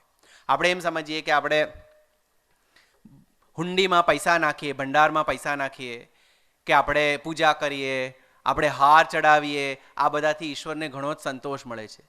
બાબા ઓલવેઝ યુઝ ટુ સે, આ બધી વસ્તુઓ કોણે આપી તમને? હારના ફૂલ, સુગંધિત વસ્તુઓ, પૂજાની સામગ્રી, આ બધી જ વસ્તુ તો ઈશ્વરે જ તમને પ્રકૃતિના માધ્યમથી આપી છે. તો પછી તેરા તુજકો અર્પણ, આમાં તમારું શું? તમારું કશું જ નથી. તમારું શું છે આમાં? તમારું એક જ છે, તમારા ભાવ, યોર થોટ્સ, યોર ફિલિંગ્સ. તમારે ઈશ્વરને કંઈક પણ આપવું હોય તો તમે તમારા ભાવ ને તમારા વિચાર ઈશ્વરને આપો, તો that's the best offering you can make two God, because that is truly yours.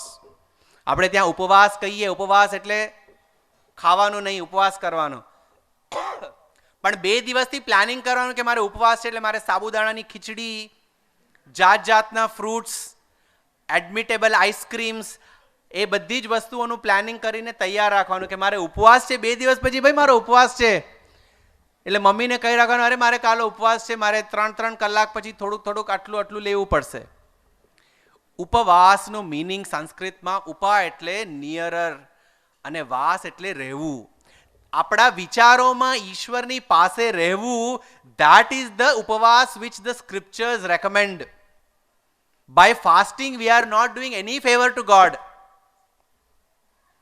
The only good that we can do is કે આપણા વિચારોમાં આપણે ઈશ્વરને, ઈશ્વરના કાર્યોમાં, લોક કલ્યાણના કાર્યોમાં, સમાજ સુધારના કાર્યમાં આપણે આપણા વિચારમાં સતત રહીએ, તો એ જ વસ્તુ ઉપવાસથી ઘણી વધારે બહુમૂલ્યવાન ગણાય. અને એને માટે વોટ ઇઝ રિક્વાયર્ડ? આ થોટ્સ આપણા એ દિશામાં જાય એને માટે શું કહેવાય, વોટ ઇઝ રિક્વાયર્ડ? તો એનું એક્ઝામ્પલ ગામડામાં મળે. ગામડામાં પાણી ઠંડુ રાખવું હોય તો એક માટકામાં પાણી મૂકે, અને માટકાની બહાર, રેફ્રિજરેટર નહોતા એ દિવસોની વાત કરું, જે માટકાની બહાર બીજો એક પાત્ર મૂકે અને પાત્રમાં પાણી મૂકે, એટલે બહારના પાણીના લીધે અંદરનું પાણી ઠંડુ રહે, કારણ કે બાષ્પીકરણ ન થાય, એનું ઇવેપોરેશન ન થાય. એ જ રીતે આપણે જો મગજના વિચારો સારા ઇવેપોરેટ ન થઈ જાય અને સતત આપણને સારા ઇન્સ્પિરેશન, પ્રેરણા મળતી રહે, તો એને માટે આપણી આજુબાજુનું વાતાવરણ પણ આપણે રાખવું જોઈએ જે પ્રેરણાદાયક હોઈ શકે. આપણે કોઈ પણ એક કાગળ લઈએ, એ કાગળમાં મોગરાના ફૂલ બાંધીએ તો એમાં શેની સુગંધ આવે? કાગળમાંથી મોગરાની સુગંધ આવે.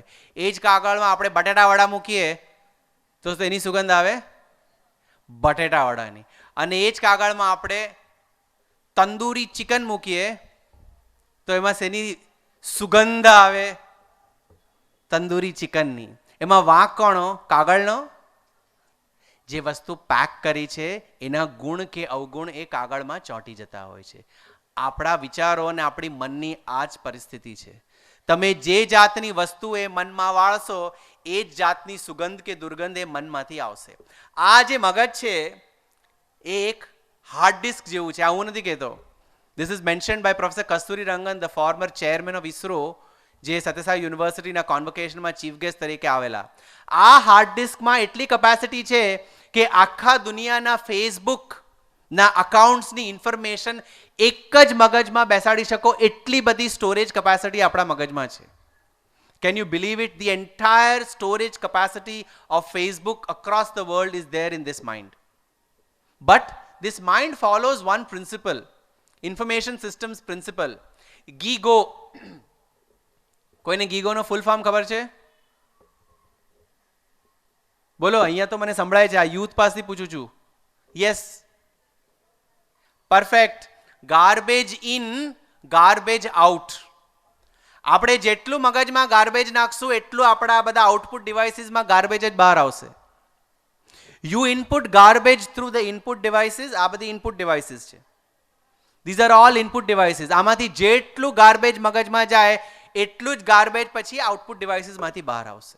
So the thoughts will take the shape of the kind of inputs we give. A leader has to be extremely careful about the thoughts he cultivates. The highest and the most noble thoughts will 200% give you the results. But we have to wait. Again, one example from Dr. Abdul Kalam. એમની તીવ્ર ઈચ્છા હતી કે મારે air force pilot થવું છે અને એમને નાનપણથી એરફોર્સ પાયલટ થવાના સપના જોયેલા. એટલે એમને બધી જ ટેસ્ટ આપી પણ ફાઇનલ એક્ઝામમાં એ થોડાક માર્ક્સથી રહી ગયા. એટલે એરફોર્સ પાયલટની એક્ઝામમાં ફેલ થઈ ગયા. એટલે એમને થયું કે મારા જીવનનો ધ્યેય છૂટી ગયો, હવે હું શું કરીશ જીવનમાં. એટલે હિમાલયમાં ગયા, બધા સાધુ સંતોને મળ્યા, ત્યાં સ્વામી શિવાનંદને મળ્યા. ત્યાં સ્વામી શિવાનંદે એમને કીધું કે શું થયું, તો કેમ આટલું દુઃખી છે, તો કે મારા જીવનનો ધ્યેય છૂટી ગયો. આપણા દેશનું મહાત્મ્ય જુઓ. રામેશ્વરના એક નાના ગામડામાં મુસ્લિમ પરિવારમાં જન્મેલો માણસ હિમાલયના સાધુને જઈને સલાહ માંગે છે અને એ સાધુ એને એટલા જ પ્રેમથી સલાહ આપે છે. આ છે આપણા દેશની એકત્રતાની સંસ્કૃતિ. એ સ્વામી શિવાનંદાએ કીધું કે શું થયું, તો કે મારો ધ્યેય જીવનનો છૂટી ગયો, હવે હું શેને માટે જીવું, મને કંઈ ઈચ્છા જ નથી જીવવાની. તો શિવાનંદે એમને કીધું, તને કેવી રીતે ખબર કે તારો જીવનનો ધ્યેય આ જ છે? તારે માટે શું સારું છે ઈશ્વરે નક્કી કરીને રાખ્યું છે. સમય આવતા જ તારા નજર સામે આવશે. એટલે શ્રદ્ધા અને સબૂરી, જે શિરડી સાંઈ બાબાના મંત્રો છે, એ સાચવી અને જીવનમાં જે સારા અવસર મળે એનો ઉપયોગ કરીને આગળ વધતા રહો. અબ્દુલ કલામ એ સલાહ લઈને પાછા આવ્યા, ઈસરોમાં જોડાયા અને એમના આખા કરિયરમાં 50 વર્ષ એમને ઈસરોમાં ઉત્તમોત્તમ કામ કર્યું અને ફાઇનલી થયા president of India, supreme commander of defence forces. એટલે એ બધા આઈએએફ ઓફિસર્સ જે એમના એમાંથી એક થવું હતું એ બધા એમની આગળ ઊભીને એમને સલામી મારે અને દેશમાં શું થવું જોઈએ ડિફેન્સની એની સલાહ શિખામણ ડૉક્ટર કલામ આપે. અને એટલું જ નહીં, 72 વર્ષની ઉંમરે એઝ પ્રેસિડેન્ટ ઓફ ઇન્ડિયા એમને મિગ ચલાવ્યું અને એમના જીવનનો જે એક સારી આશા આકાંક્ષા હતી એ પૂરી કરી. એટલે if we have noble thoughts in our minds, we should not give up. We may not get the results immediately, but we should continue to give our best efforts whatever opportunity comes before us. એટલે આ tea of thoughts is a prerequisite for every leader to be most careful about, because આપણે જો thoughts થી pessimistic થઈ જઈએ, નકારાત્મક થઈ જઈએ તો જીવનમાં કોઈ સારું કામ નહીં કરી શકીએ. અને એક વસ્તુ આપણે સમજવાની છે કે વોટએવર આપણે કરીએ એ આપણા મનના જ કેપેબિલિટી ઉપર છે. The mind is like a lock. તમે એને જે રીતે ફેરવશો તમારા ડિટર્મિનેશનના ચાવીથી એ રીતે એ કાર્ય કરશે. તમે એને બંધ કરી દેશો તો એ બંધ રહેશે અને તમે એને ખોલશો તો એ ખોલીને એવા ફેન્ટાસ્ટિક કોન્ટ્રીબ્યુશન્સ કરશે તમારે માટે અને સોસાયટી માટે કે તમે વિચારે ન કરી શકો. એટલે the T of thoughts is very important for every leader. See અને એ ટી ઓફ થોટ્સના કનેક્ટેડ વેલ્યુ છે શાંતિ. If we know that our intention is right and we are going to give our best, automatically we will be at peace. આપણા ભગવદ્ ગીતામાં શ્લોક આવે છે, કર્મણ્યેવાધિકારસ્તે મા ફલેષુ કદાચન. આપણે બધા જ બોલતા હોઈએ છીએ પણ આપણે સમજતા હોઈએ છીએ કે નહીં, એનો અર્થ શું થાય? કોઈ એનો અર્થ કહી શકે ટૂંકમાં એક સેન્ટેન્સમાં? Yes, perfect. તું તારો કર્મ કરતો જા, ફળની આશા કેમ નહીં રાખ. પણ આજના સોસાયટીમાં આપણને કહેવાય છે કે ફળ તો મળવું જ જોઈએ. Key result areas, critical success factors, આના ઉપર જ આખું કોર્પોરેટ વર્લ્ડ ચાલે છે. ક્વાર્ટર એન્ડ ક્વાર્ટર રિઝલ્ટ આવવા જ જોઈએ.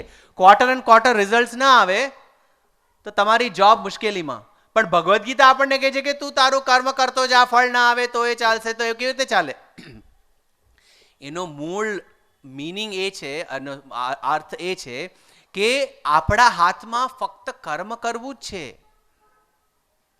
હું અહીંયા સ્પીચ આપવા આવ્યો, બધી તૈયારી કરીને આવ્યો, વિચાર કરીને આવ્યો, બધું જ થાય, પણ તમે કોઈ આવ્યા જ ના હો તો હું સ્પીચ આપી શકું? ગુજરાતમાં ધરતીકંપ થયો પાછો તો આ પ્રોગ્રામ થાય, ઇલેક્ટ્રિસિટી ના આવે તો પાછળના બેઠા લોકોને સંભળાય. તો મેં બધી જ મહેનત કરીને સ્પીચ આવીને હું તૈયારી કરીને આવ્યો, પણ આમાંથી એક પણ વસ્તુ થઈ હોત તો હું સ્પીચ આપી શક્યો હોત. મારા હાથમાં સ્પીચ અપાશે કે નહીં એ છે જ નહીં, પણ મારા હાથમાં સારામાં સારી તૈયારી થશે એ છે.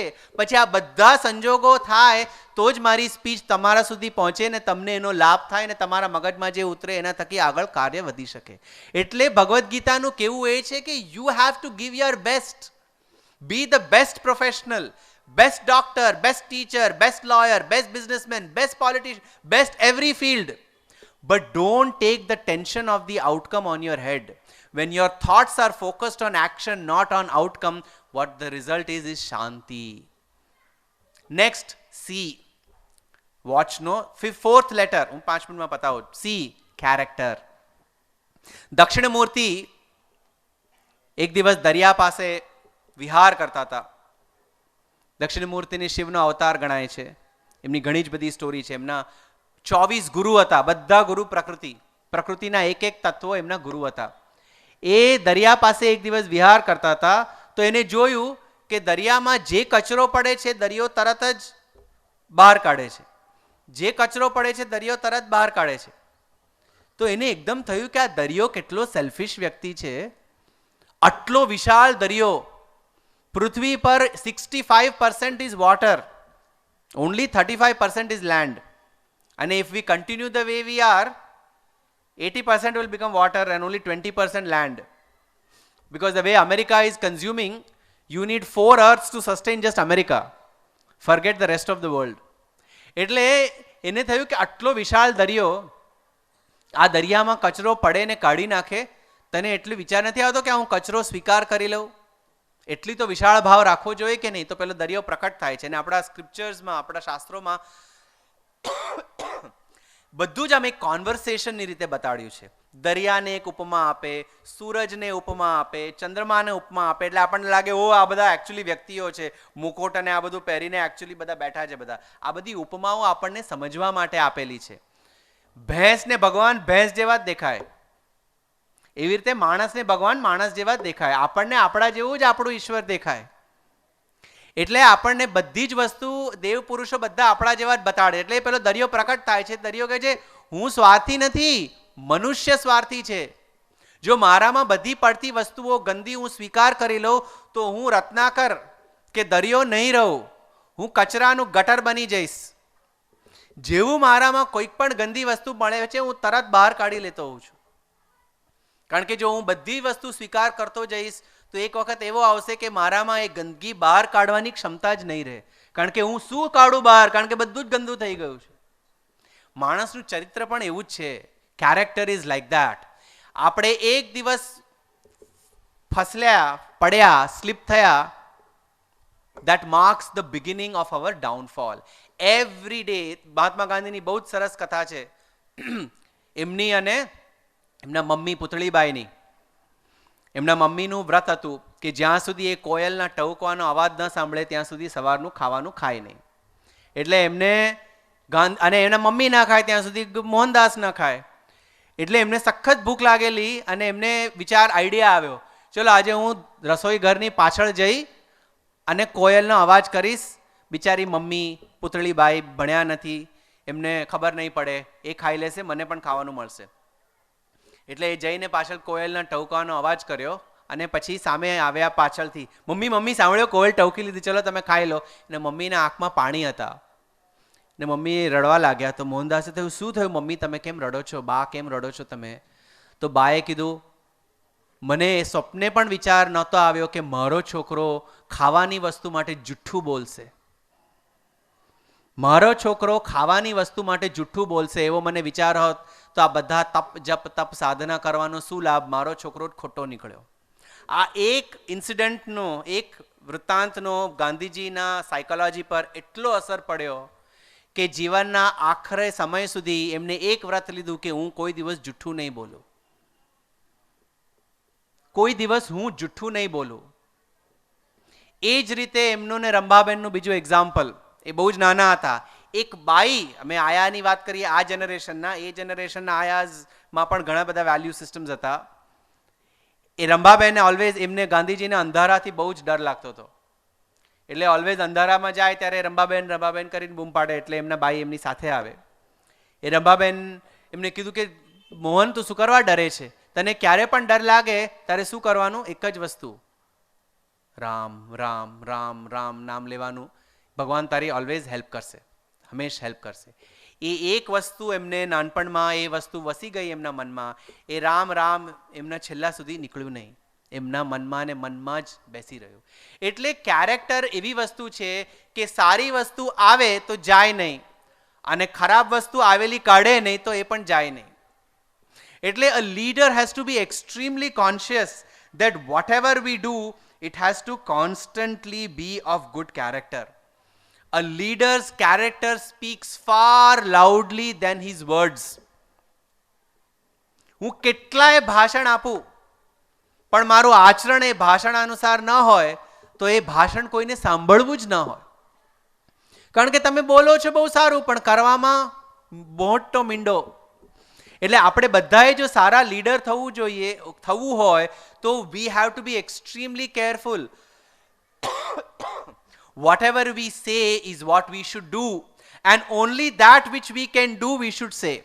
તમે જે કહો એ જ કરો અને જે કરી શકતા હો એ જ બોલો. કેરેક્ટરનો આ મૂળ મંત્ર છે. We have to be extremely careful if we want to be extremely successful leaders. હેબિટનો પ્રોબ્લેમ એ છે, તમે એચ કાઢી નાખો, a bit still stays. એ કાઢી નાખો, bit will still stay. બી કાઢી નાખો, ઇટ વિલ સ્ટીલ સ્ટે. એક વખત હેબિટ ફોર્મ થઈ ગઈ, એનો સ્પેલિંગ જ એવો છે, એ હેબિટ જતી જ નથી હોતી. હેબિટ થાય એની પહેલા at a thought level it should be sent out. We have to constantly be very careful. Is this good for me or not? Is it good for me in the long term or not? મારે successful professional થવું હોય તો આ habit મને અત્યારે પડશે તો એ કાર્ય મારે જે એ પોઝિશન મારે એ સક્સેસ મારે મેળવવી છે એમાં હું પહોંચી શકીશ કે નહીં. That is the kind of constant, એને નિત્ય પરિશીલન કહેવાય સંસ્કૃતમાં. We have to be constantly aware whether we will be able to achieve that or not. That is the kind of importance character has. And a character related connected value is ahimsa.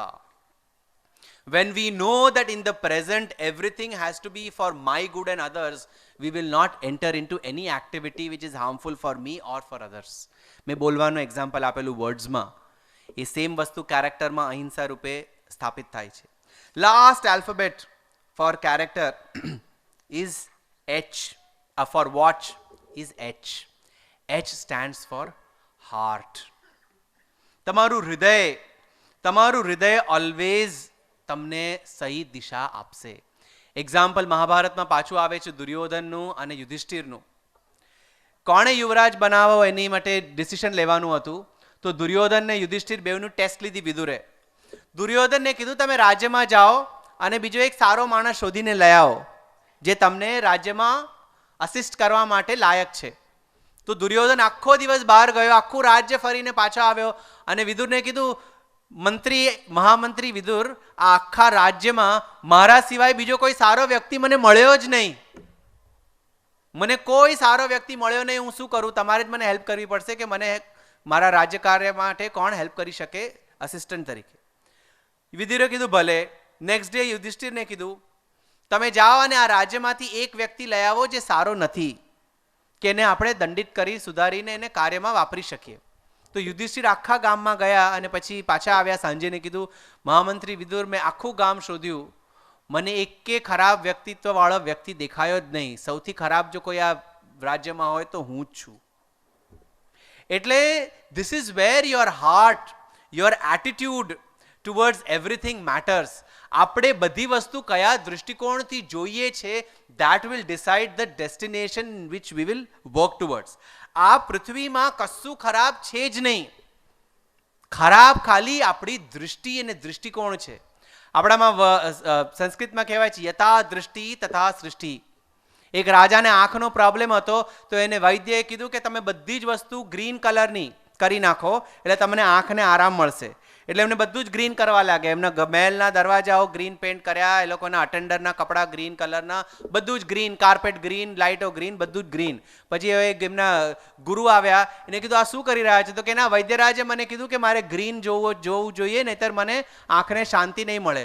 તો કે તમારે green colour જોવો છે તો આ બધું green શું કરવા કરો છો? ગ્રીન કલરના ચશ્મા પહેરી લો એટલે બધું જ ગ્રીન દેખાશે. ગ્રીન કલરના ચશ્મા પહેરો એટલે બધું જ ગ્રીન દેખાય. આ કથા બાબાએ કીધેલી. બાબાએ કીધું એ જ રીતે તમે પ્રેમના ચશ્મા પહેરી લો તો આખું સૃષ્ટિ તમને ઈશ્વર પૂર્ણ જ લાગશે. આપણે ચશ્મા પ્રેમના નથી પહેરતા, આપણે ચશ્મા ઘૃણાના, કોમ્પિટિશનના, રિવેન્જના, એકબીજામાં ખોડખાપણને ખામી કાઢવાના ચશ્મા પહેરે, એટલે આપણને બધી જ વસ્તુ ખોટી દેખાય. Baba always used to say, if you are pointing one finger towards others, 3 fingers are pointing towards you. એટલે બીજામાંથી ભૂલો કાઢવાને બદલે આપણે આપણામાંથી કેવી રીતે આપણો સુધાર કરી શકીએ.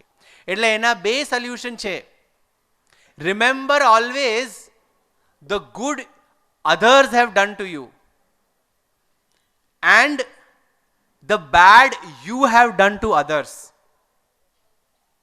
તમે 2 જ વસ્તુ ઓલવેઝ યાદ રાખો, જે સારું બીજાએ તમને કર્યું અને જે ખરાબ તમે બીજાનું કર્યું. કેમ? તો કે બીજાએ તમે સારું કર્યું તો તમે એને માટે ઓલવેઝ ગ્રેટિટ્યુડનો, ઉપકારનો ભાવ રાખો, અને તમે જે બીજા માટે ખરાબ કર્યું એ યાદ રાખો, એટલે તમે કોઈ દિવસે રિપીટ ન કરો. અને ભૂલી જવા જેવી 2 વસ્તુ તો શું? કે જે સારું તમે બીજાનું કર્યું છે અને જે ખરાબ બીજાએ તમને કર્યું છે.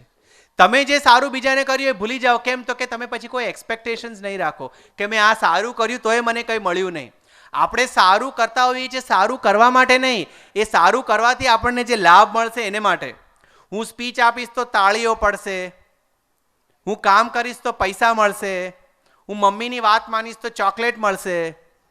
આપણે બધું સારું કામ કરતા હોઈએ છીએ આપણને કંઈ મળે એને માટે. So forget the good you have done to others and forget the bad others have done to you. બીજાએ આપણને કંઈ પણ ખરાબ કર્યું હોય, ફર્ગેટ ઇટ.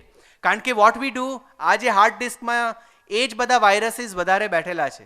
કોણે મને શું ખરાબ કર્યું, એને મારે કેવી રીતે એનાથી વધારે ખરાબ કરીને મારે એનો સ્કોર સેટલ કરવો, એ જ જાતની વિચારધારા આપણા મગજમાં ઓલવેઝ ચાલતી હોય. જેના લીધે શું થાય, કોઈ સારા નવા અને ઇન્સ્પિરેશનલ વિચાર ન આવે, આ જ બધા વિચારો મગજમાં ભરાયેલા રહે.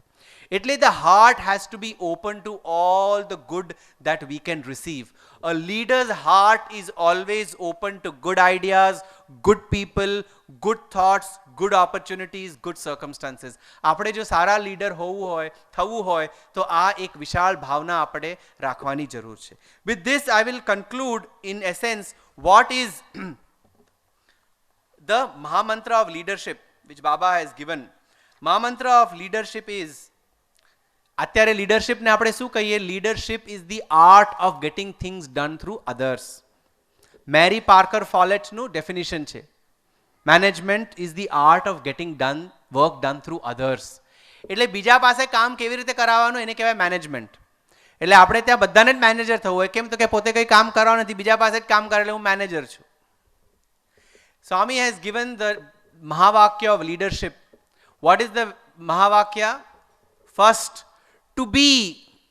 આપણે પહેલા પોતે થવું પડશે, પછી ટુ ડુ, આપણે પોતે કરવું પડશે, પછી ટુ સી, આપણે પછી જોવું પડશે કે જે આપણે જે છીએ ને જે કર્યું છે એ બધું બધા માટે સારું છે કે નહીં, અને ફાઇનલી ટુ ટેલ. આ બધું થઈ ગયા પછી જ આપણે કહેવાનો અધિકાર ધરાવીએ છીએ કે કોઈએ કંઈ કરવું જોઈએ કે નહીં.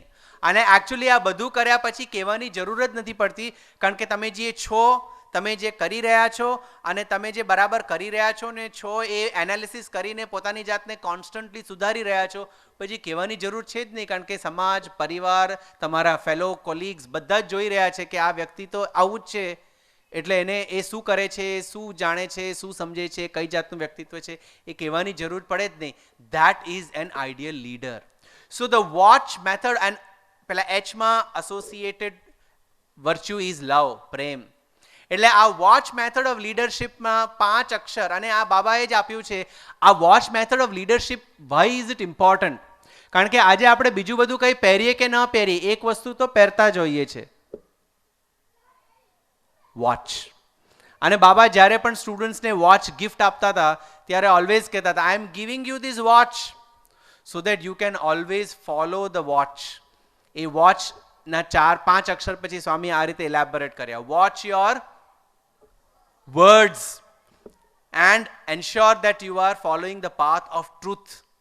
Watch your actions and ensure that you are following the path of dharma.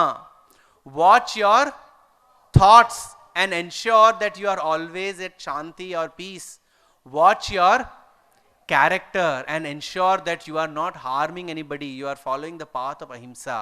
And watch your heart and ensure that you have the feeling of love towards all humanity, towards all creation.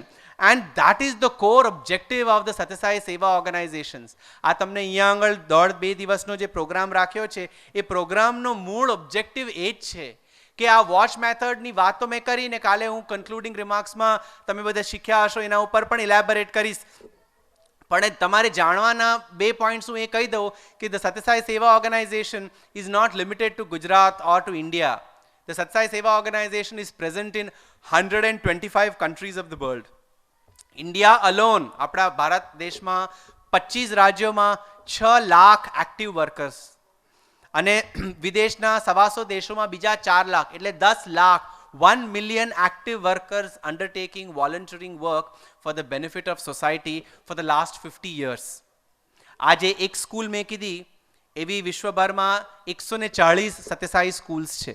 ભારતમાં 100 છે, બીજા 25 દેશોમાં 40 છે અને ભારતની 100 સ્કૂલમાં બીજી જ અહીંયા નવસારીમાં છે. ભારતની 100 સ્કૂલોમાં 50,000 જેટલા સ્ટુડન્ટ્સ ભણી રહ્યા છે ફર્સ્ટ સ્ટાન્ડર્ડથી 12th. આ સેમ મેસેજ આજે આપણને 2 દિવસમાં મળશે. એ મેસેજ એ લોકોને 12 વર્ષ સુધી મળતો હોય છે એ લોકોના એજ્યુકેશન સાથે, કે એ લોકો જ્યારે બહાર જાય, તમે ઇમેજિન કરો જો દર વર્ષે 1,500-2,000 સ્ટુડન્ટ્સ પાસ આઉટ થઈને બહાર જાય અને એ લોકોનું આ દૃષ્ટિકોણ હોય તો આ સમાજમાં કેવા સારા લીડર્સ તૈયાર થઈ શકે જે આ વોચ મેથડ પ્રેક્ટિસ કરતા હોય. એ જ રીતે હોસ્પિટલ, આ એક મેડિકલ સેન્ટર છે, એવી જ અમારી પુટ્ટપર્તી અને વ્હાઇટફિલ્ડમાં 2 સુપર સ્પેશિયાલિટી હોસ્પિટલ અને 2 જનરલ હોસ્પિટલ છે. આ 50 વર્ષમાં આ 4 ઇન્સ્ટિટ્યુશને જ 1 કરોડ લોકોને એબ્સોલ્યુટલી ફ્રી નિઃશુલ્ક સેવા આપી. અને it is not normal medication, it is about giving surgeries which cost a few lakh rupees free. એટલે આજે મેં 1 કરોડ નંબર કીધો, આ બધી જ જાતના સર્જરીઝનો number included. Cardiac, neurology, ophthalmology, orthopaedic, urology, plastic surgery, બધી જ સર્જરીઝ. અને સત્યસાઈ સેવા ઓર્ગેનાઇઝેશન જે અમારા ઓલ ઇન્ડિયા ઓર્ગેનાઇઝેશન ગયા જ વર્ષમાં 1 વર્ષમાં 22 લાખ લોકોને 20,000 મેડિકલ કેમ્પ્સ થ્રુ ફ્રી સેવા આપવામાં આવી છે ઓલ ઓવર ઇન્ડિયા. 1 લાખ તમારા ને મારા જેવા વોલન્ટિયર્સે હેલ્પ કરીને 12,000 ડોક્ટર્સ અને 40,000 પેરામેડિકલ સ્ટાફ સાથે. એટલે that is the kind of work that is happening day in and day out. The whole objective of the